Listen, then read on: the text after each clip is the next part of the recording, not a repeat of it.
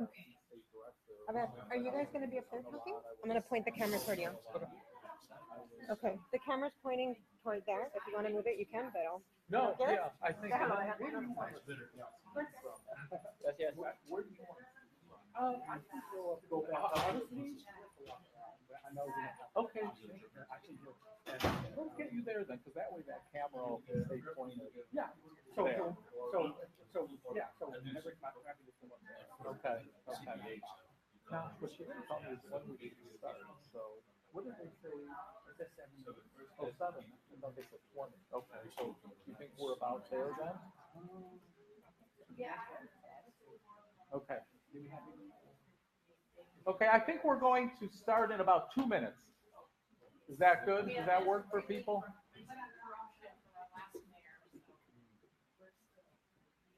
We'll give it a couple of minutes and then we'll get going.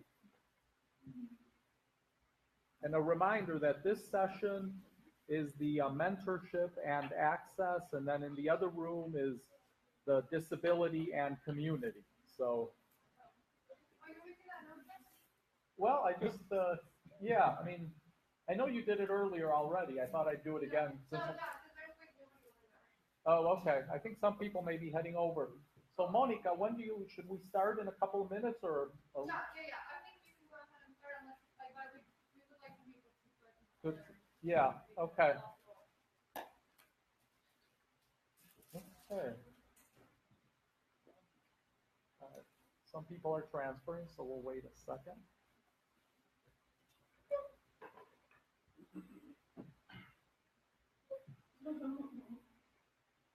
Sorry for this.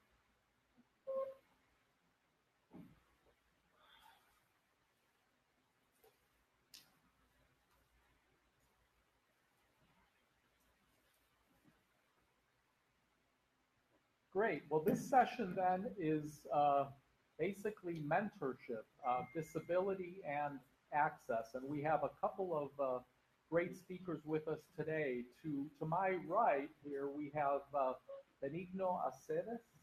And Benigno is the vocational rehab teacher, coordinator for Texas Workforce Solutions Gulf Coast, and has a business management degree, a teacher certificate, and a passion for making valuable contributions to the community. So he really has a fabulous background, and he will be speaking second today. And I'm excited to hear your presentation, having looked at the blurb. And we will begin today with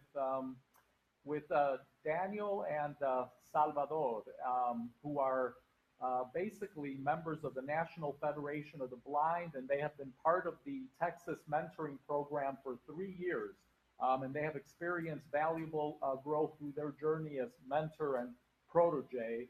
And a little bit on Daniel, he's a blind children specialist and a graduate student at the University of Texas, Rio Grande Valley. And he really comes from representing the National Federation of the Blind of Texas as a mentor in the career program. So I'm going to turn it over to Daniel. Thank you very much. This presentation has an objective, and it's for you to consider how mentorship can impact your life, how it can change your attitude in regards to employment, your education, and your rehabilitation. I'm going to pass the mic to Salvador Villa, my protege, or as we usually call them, my mentee. Mm-hmm.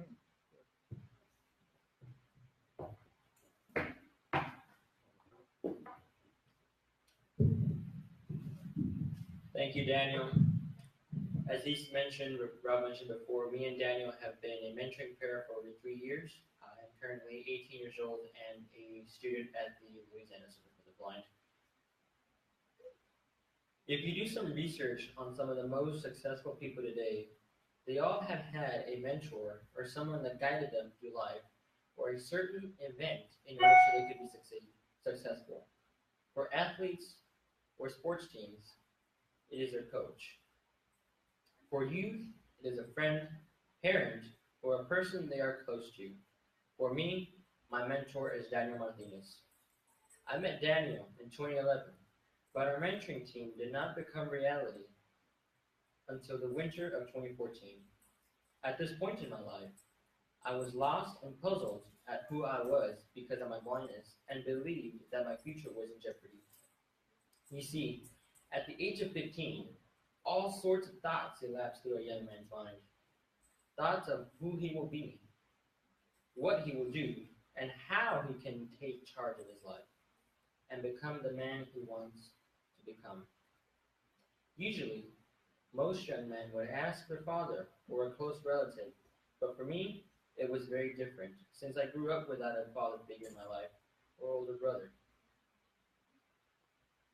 When I met Daniel, I felt that sooner or later, all my questions would be answered. Through the experiences that Danny and I have shared, from walking around San Antonio, attending different conventions and seminars around the country, to singing our favorite songs in our hotel room, have all taught me valuable lessons, such as responsibility, leadership, and commitment. An example that demonstrates how much I have learned from my mentor is when I decided to receive blindness skills training at the Louisiana Center for the Blind. When I first met Danny, I admired how he walked confidently with his cane and felt very comfortable with his blindness and was not ashamed of being blind. I remember asking him how I could possibly possess the traits he does and embrace my blindness, which is when he encouraged me to attend LCP and taught me that with the right skills, your goals are achievable. Fast forward to October of 2017, where I moved to Ruston, Louisiana to receive my blindness skills training. At first, I was nervous and skeptical, but at the same time looking forward to who I would become after training. Now, I am 7 months into my training at the Louisiana Center for the Blind, and I am proud to say that I am content with my blindness. Due to my training, I know that I can travel independently through different environments, such as large crowds and unknown cities with my white cane, use the assistive technology that brings accessibility into my life, and read any braille material I wish, as well as cook any dish I desire. Today, I feel that I relate a lot more to Daniel, not only because of what we have been through together, but also because now we share similar views towards our blindness, and we both know our capabilities and how much we can achieve. Danny has not only taught me how blindness skills are beneficial to people, but is living proof that these skills are functional. Being a mentee does not only include learning from one another, but it also comes with its responsibilities. As a mentee, it is your responsibility to accept the challenges your mentor presents to you because its purpose is to help you grow as a person. Some other responsibilities that a mentee has is to decide whether to listen or to ignore the advice your mentor offers and take action on this advice, as well as living up to your mistakes and your mentor's expectations. I would like to close with some examples on how my responsibilities have evolved over time as a mentee. When we would attend our first few national conventions of the National Federation of the Blind, I would be responsible for simple items such as arranging our transportation to airports and other places. Now, I am responsible for my own plans for the week and my actions. You see, at first, if I made a mistake, we both made a mistake. Over time, if I make a mistake, I have to own up to it and accept the consequences. Before, Danny and I would participate in several convention activities together, but now we branch off at the conventions and do our own activities separately and discuss the day and the plans for the next in the evening. Due to this mentoring strategy, I am expected to attend the activities I have chosen and understand that everything has its purpose, and that it is a commitment that I have with my mentor. Mentoring is a very powerful tool for any person of any age. I strongly believe that anybody can be a mentor to someone. Mentoring has made me grow tremendously as a person and has shaped my mindset towards my life. Mentoring is what assisted me in believing in myself and helped me push through some barriers, and I feel that once a mentoring relationship begins, it never ends. Thank you.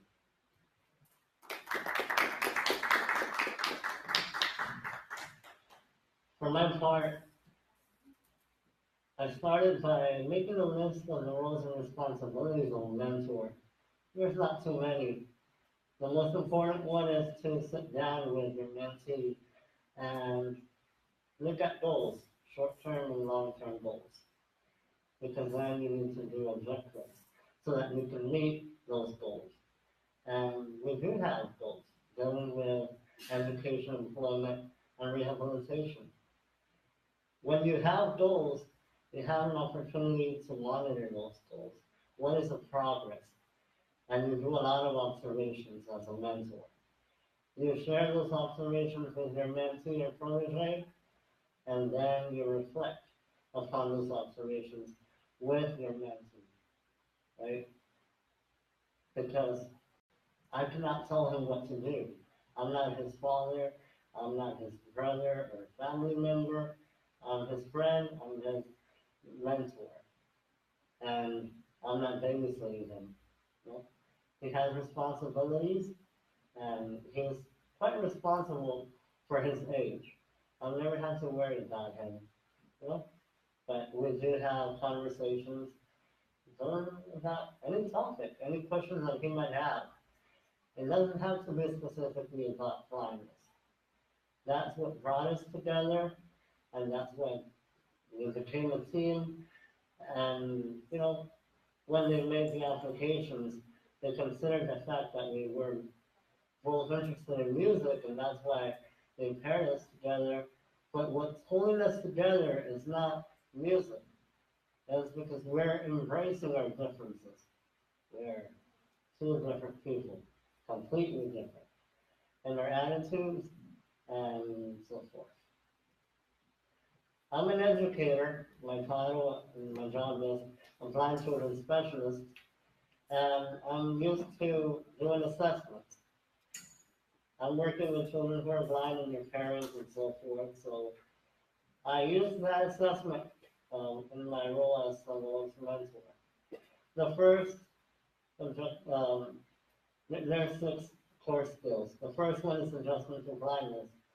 And my goal with Salvador was to have them understand that it's respectable to be blind, that it's possible to be independent despite the obstacles that blindness might put in our lives. We can overcome those obstacles with appropriate education and training. The second one is independent living skills. When I met Salvador, I realized that he had all the potential, that he needed to be an independent adult, but he was not exercising his independence. I knew that he was able to clean after himself, pick up after himself, and do those things, but he wasn't doing it. He was relying upon other people around him. You know? And well, sometimes it's easier to do that, and I understand that. You know? But as a mentor, I had to get up myself, right? To demonstrate to him that it is possible. Instead of having someone pick up our trash, you know, we can pick it up ourselves. And I'm leading by example. The third one is travel. For people who are blind and visually impaired, getting around is a huge deal. And arcades is our main tool. Some people use guide dogs. We've decided it's a personal choice for everyone. And we decided upon the canes, and you know, there's only one right way to use it. And if you don't use it correctly, you're going to bounce against the wall. Well, you just rub it off and keep on walking and stand up if you fall, right? If you get lost, we can ask for directions. I have high expectations for Salvador. In this hotel, well, we have a lot of conventions here. So the first time we came in, we got to our room and the keys were not working. I told him, okay, Sal, go back down to the lobby and get us the keys. It doesn't make sense to go background together. I can right here with our legends, you have the ability and skills to go down and pick up the keys. And that's part of our mentoring program. The other one is communication. And communication includes braille literacy for us. Salvador was reading his notes on a braille display. And communication, learning how to speak. Being here is one of our mentoring activities. Preparing for the speech was also. The other one is support systems. Salvador knows that he can count on me with whatever he needs, as a friend and more, as a mentor. He knows that whenever he has a question, he can come to me, and I'll be honest. I cannot tell him what to do, but like I said before, we're going to reflect upon our choices, and it's on him to do it right or do it wrong. Whatever it is, he's going to take that choice. And the last one is vocational skills. I want him to be employed.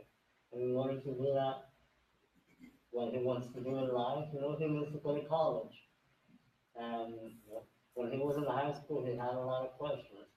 How to deal with math, how to deal with science. His brains were lacking sometimes. And we would talk about it. What's going on? What is missing? What do you need to say in your ARD meeting in order to get your accommodation settled? And those are the types of things that I observe and work with Salvador. A couple of days ago, I saw a Facebook post that Salvador is going to read for us.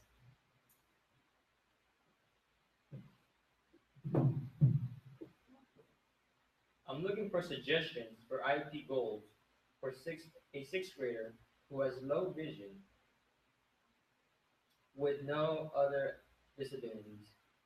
She has had vision services through her school years and has always been resistant to any help. And now that she's in middle school, well, you know how it can be. She refuses to use any magnification devices except for a little magnifying glass her science teacher lets her use. Her eyes are very light sensitive, and she does not ask for the lights to be dimmed or do it herself. And sometimes she closes her blinds in the classroom. When I was teaching her keyboarding on a weekly basis last year, she was constantly complaining about why she had to do it this way and couldn't see a purpose in it. She can't read the board, but instead of using the iPad provided by the school to take a picture of material the teacher writes on the board, she would rather just copy it from her neighbor. Sometimes she doesn't even pick up the iPad in the morning, even though it is available for her.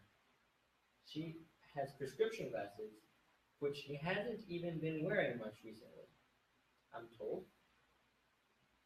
She usually sits in the front of her classes, but sometimes doesn't want to do that. Since vision is the only disability on her IEP, she has to have service and goals, at least until we do another assessment and perhaps decide she is no longer eligible. So does anyone have suggestions? Her IEP meeting is scheduled for later in June. Thanks in advance.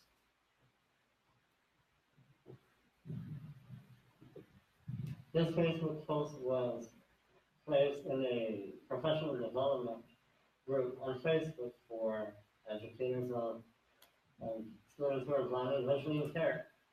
And there were a lot of comments dealing with INP, different interventions, and so forth. I had two suggestions and two comments. The first one, why not find a mentor or a role model? It doesn't have to be an adult.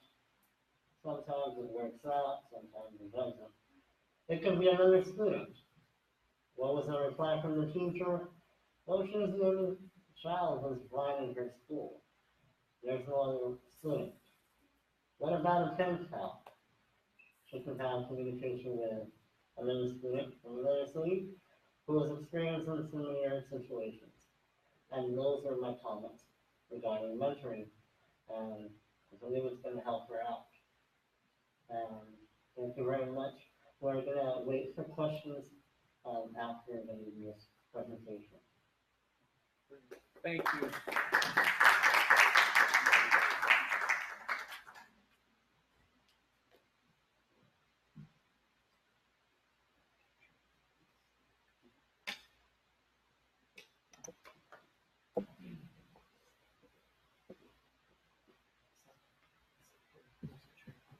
Good afternoon. Again, my name is Benigno Aceves.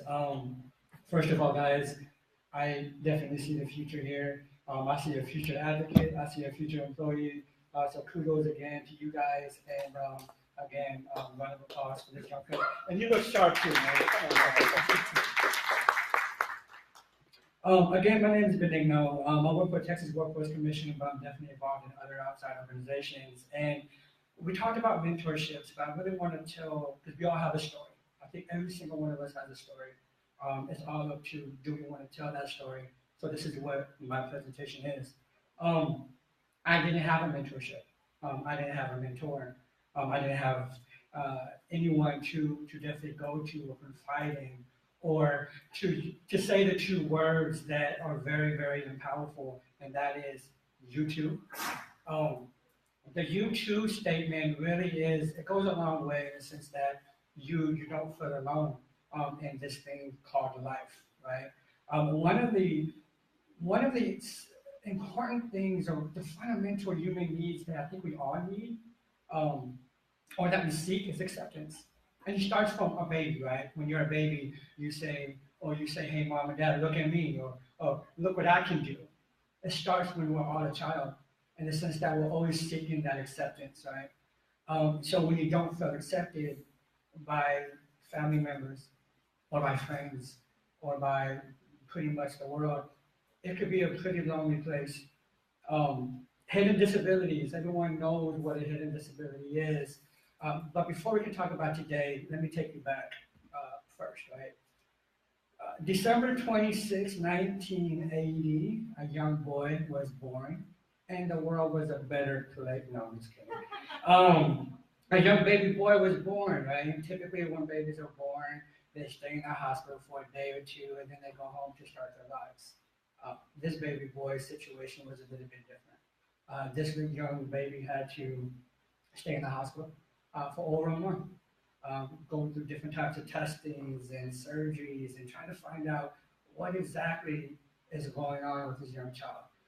Remember I said December 26, right? So this young baby had an older brother and sister, so already he was kind of leaving a good impression, because those two kids had to wait to have Christmas until February. So already he was leaving a bad impression on his siblings, but there was a lot of deep conversations with his mother, right?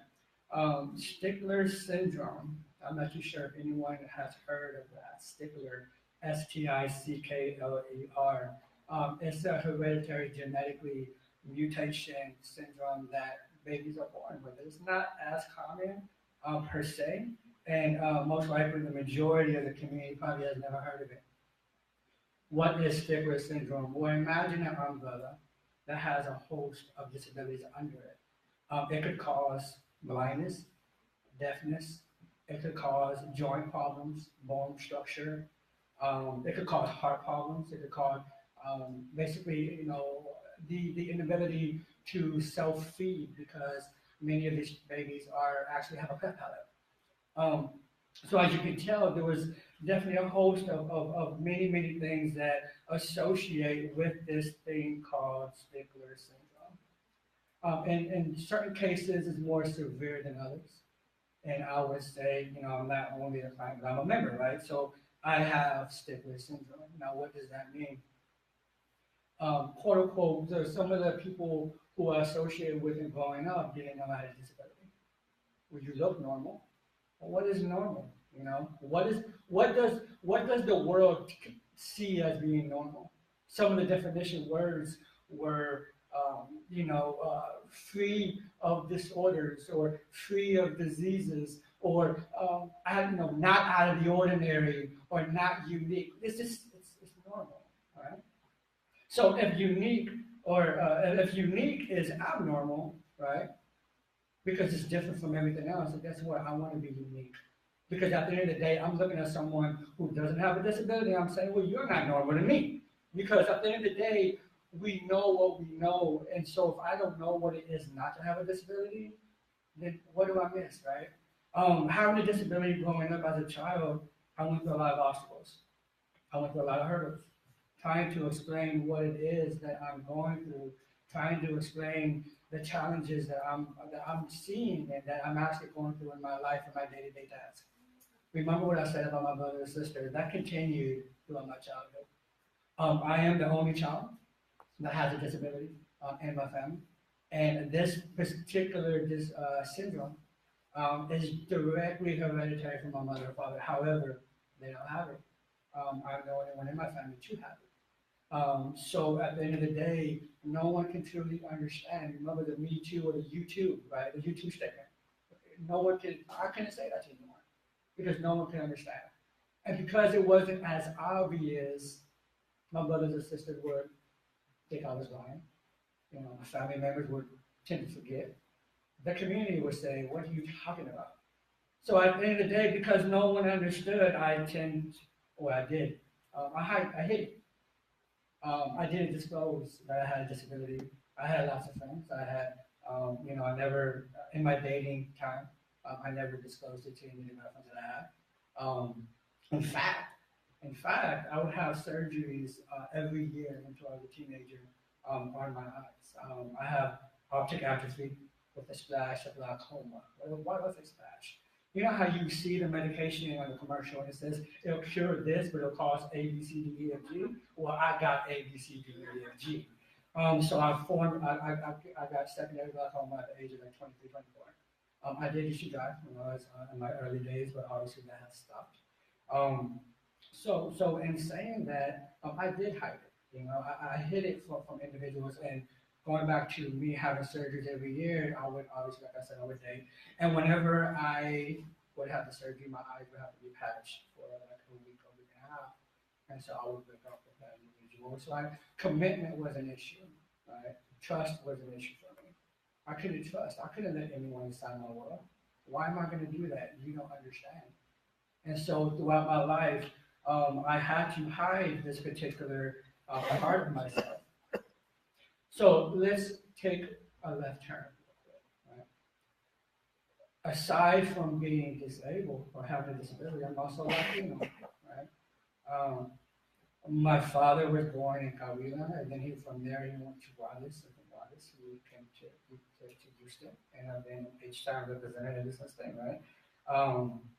My mother's from Houston. She was born in different north side of Houston. However, my father, throughout my childhood, spoke Spanish on a day-to-day basis. So my mother spoke English. I understand Spanish, but I do not speak it fluently. I speak chopped up Spanish. So in saying that, I was going through acceptance issues, the two sides of the spectrum. Not being accepted by people with or without disabilities, but also I felt not accepted by my culture, by my fellow Latinos, right? And it was hard. I actually got jumped 2 or 3 times by other Latinos because I didn't speak Spanish. Because they said, oh, you're not true Latino if you don't speak Spanish. And it was hard for me. As a Latino with a disability, it was hard. And I'll tell you this, it was very difficult for me to actually consider whether or not to share this story with you. I was talking to Monica last week. I said, Monica, I don't speak fluent Spanish. She said, it's okay. And so thank you, Monica. And the person that referred me to this coalition is Angel Ponce. He's a good friend of mine. I work with him on different events and whatnot. And Angel, he told me about that, man, this is such a huge thing for me to come and take part in. Because not only am I associating myself with other people who may or may not have disabilities, but I'm also associating myself with Latinos. I grew up in a Mexican household. You know, I get it. I jammed I did it all. I love cumbias, I love merengue. And I grew up in that whole era, right? And I love it. But one of the biggest part was I don't speak Spanish. And I love the fact that this conference, you have access to both. English and Spanish, and I love that because I feel included, right? It's all about inclusion, true inclusion. And so the fact of the matter is, I was going through a bit of an identity crisis growing up as a child. And so because of everything I went through, I would get into trouble, hang around the wrong crowd, almost didn't graduate high school. I didn't foresee myself going to college, and it was very, very difficult. But at the end of the day, what happened, right? How did I change my spectrum? How did I change my mindset? How did I get back on track and find out my true calling? We all have a true calling. There's two important times in a person's life, right? Two important times. Number one, the day that you were born. Number two, the day that you find out the reason why you were born. I found my calling to help other people with disabilities. And I didn't even intend on working in this industry. I got my degree. I was going for my degree in business, and I was going to college, and I didn't know anyone else with a disability until I was 20 years old. How did I even find that out? Well, I've always been that person who has always been a go-getter because I've always been told that you can't do it. How are you going to do it? I'm that guy where you tell me I can't do it, I'm going to find a way to do it. And so I've been working at age of 16 to 17 years old. I was in high school working at Mervin's department store in the warehouse, pushing 37 hours a week while going to high school. Then I went to college and I was working 2 part-time jobs in order to do that on the side. But when I love music, so I was a DJ as well. So I was always involved in all different types of aspects. And I mind you, not anyone knew I had a disability. And it was such, that's me. And to hide myself, how can I hide myself if that's who I am, right? And so in saying that, I've got this part-time job on campus, and it was in the assistive technology lab. What is that, right? And so I started doing alternative formatting. I would transfer books to large screen into Braille, and I learned about the different types of screen magnifications, and I would, meet other students with disabilities. It was a whole new world for me. But I'm a guy with a disability, right? And so in saying that, all this time, I'm like, okay, it's cool. It's a part-time job. I'm going to do my degree in business management, and I started my some other stuff. And so I graduated, right? And I got a job with a small accounting firm, and I worked in that business, the whole business era, right, in the whole environment. Man, I hated it. I hated it. I can't be behind a computer all day. I like to talk to people, right? And so I look back, I'm like, oh my goodness, I have all this experience and working with people with disabilities. So I tell people all the time that sometimes, many times, you don't choose your career chooses you.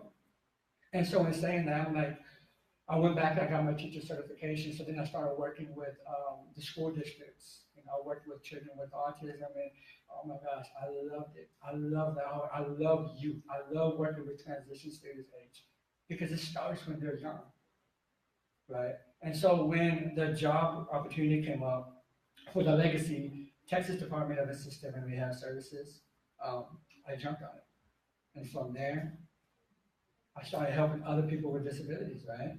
And that is what motivated me even more. And that is what motivated me to accept myself. How can I feel accepted if I don't even accept who I am? How can I feel accepted if I don't acknowledge myself and everything that I bring to the table? The disability, having a disability does not define who I am, but it's a part of who I am. Because there's a whole other area that people just don't know about me, right? The fact that I love, like I said, I love music, and I have 2 babies and a beautiful wife, right? But if there's a will, then there's a way, in the sense that my kids don't necessarily see daddy as a person with a disability.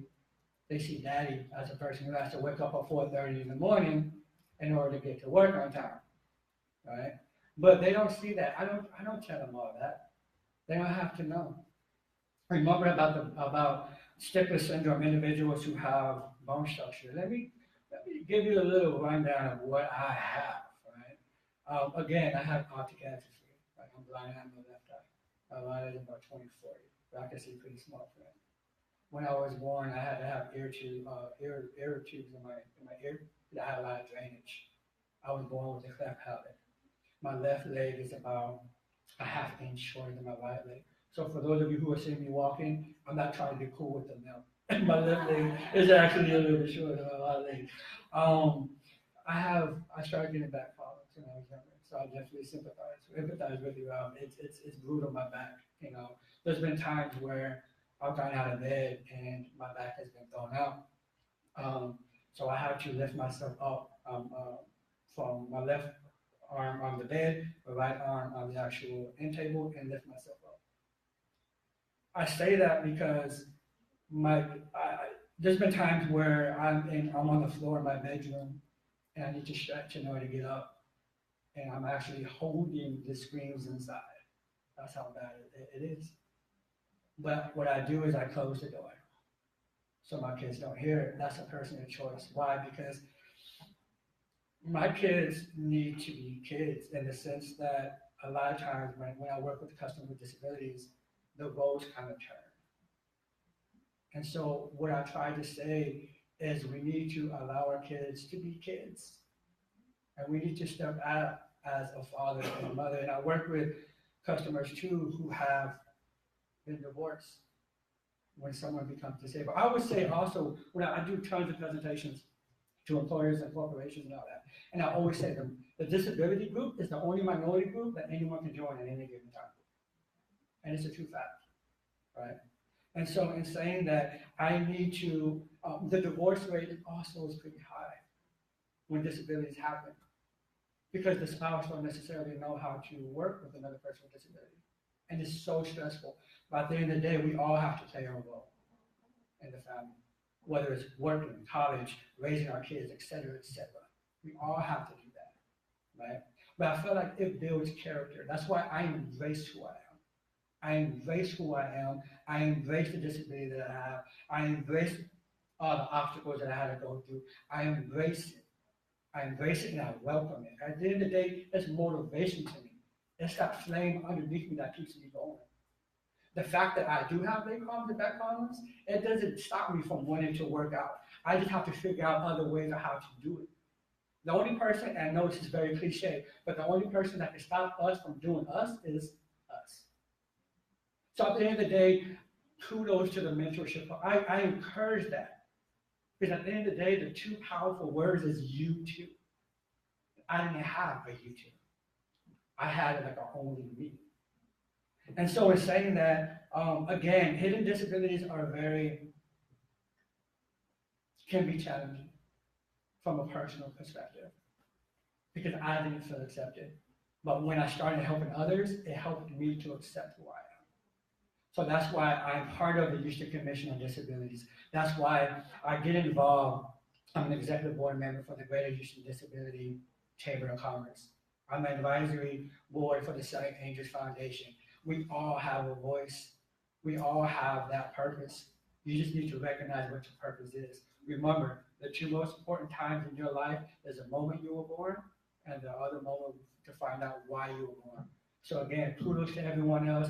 This conference has motivated me to continue to do more with my Latino community, my Latinx community. This is awesome. Again, kudos to everyone here. Thank you. Appreciate it.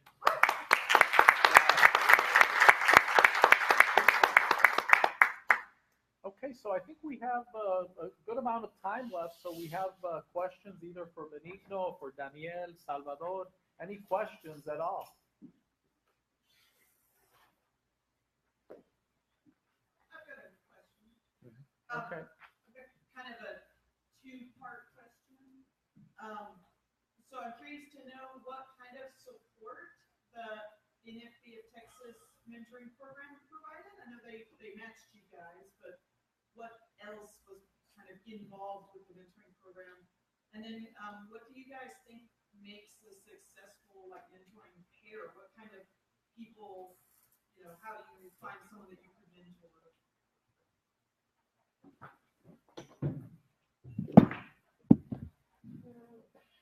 The National Federation of Latinx Texas began the mentoring program a few years back, I think in 2007, And at that time, I was a mentee. I was a protégé myself. And the National Federation of the Blind has funds available. One of those programs, for example, Newsline, NFB Newsline, helps providing funds for the program. And it's a nonprofit organization. It's money from the federation. The government doesn't provide it.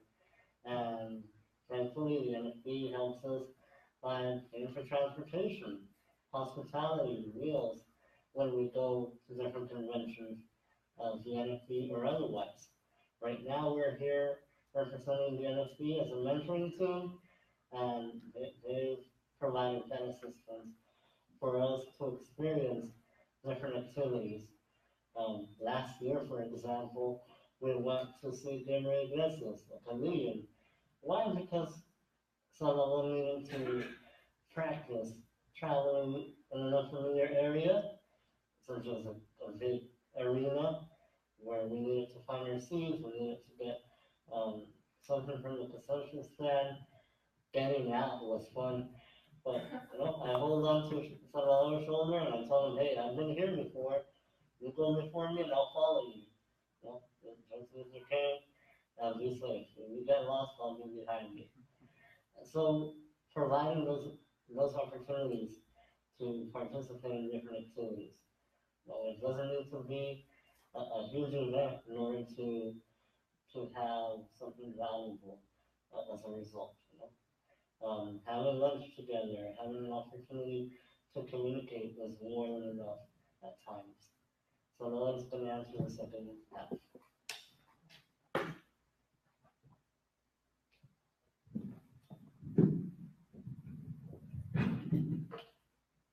Well, there goes that. Oh well. So personally, I feel that in order to have a successful mentoring team, there has to be differences. There has to be, because if you're similar people, how are you going to learn and grow from each other? So a big difference that Danny and I have is what we do when we fly. When we fly to places. See, for me, I'd rather just sit down and think of where I'm going to eat when I get off the plane. But Danny would rather read a book. So you also have to give each other the opportunity to try each other's dislikes. Sometimes I'm a very fair person to find somewhere to eat burgers, but Danny's like pasta. All right, well, I'm not really much of a pasta person, but let's try it. It can't hurt. So it's also part of giving each other new experiences that you never thought. Sports, yes, I love sports. Danny, not so much, but it's been a work in progress. Now he knows what a baseball is. So just differences is a really big part, and also communication. Not being afraid to make a certain comment. At first I call him Mr. Martinez. Now he's just like, hey. It's very different, but it happens over time. I don't know. Want to add anything, Danny? I can cover it very well. No, I don't think I think I broke the microphone. I know it came off, so that's good. Pull it off. That works. Good. Any other questions? We have time. Any other questions for any of our panelists? I have a question for Olivia. Okay. I got the mic in front of you. Got it. It is difficult to have an invisible disability. When I walk into a restaurant, store, anywhere, you're going to realize it. I try to do my best because I know that everyone's looking at me when I'm eating and so forth. For someone with an invisible disability, what can be a good introduction, for someone that doesn't know and not necessarily needs to know, but they might need to be aware and if they're going to provide assistance or anything like that. Yeah. At the end of the day, you're right. I don't have to, anyone has to have a sign, but at the end of the day, it's in casual conversation, right? But the thing with me that I didn't even want to talk about it even when something came up.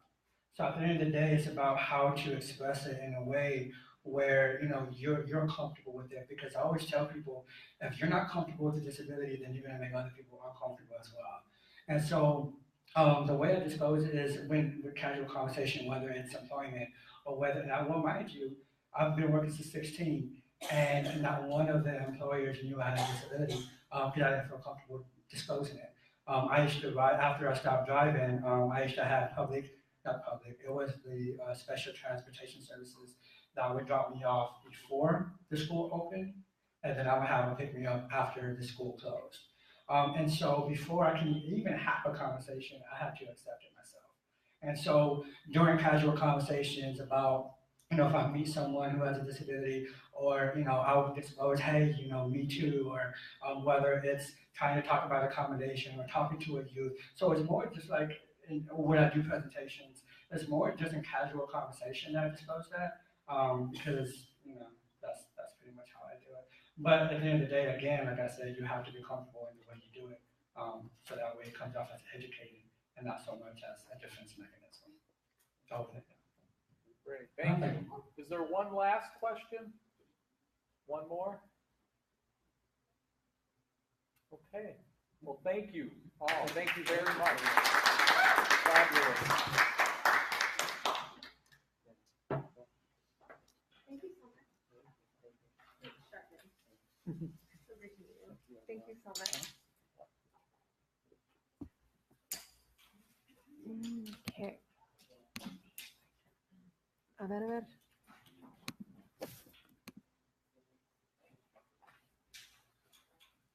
Yeah, this is good. Just want to see that I delete it.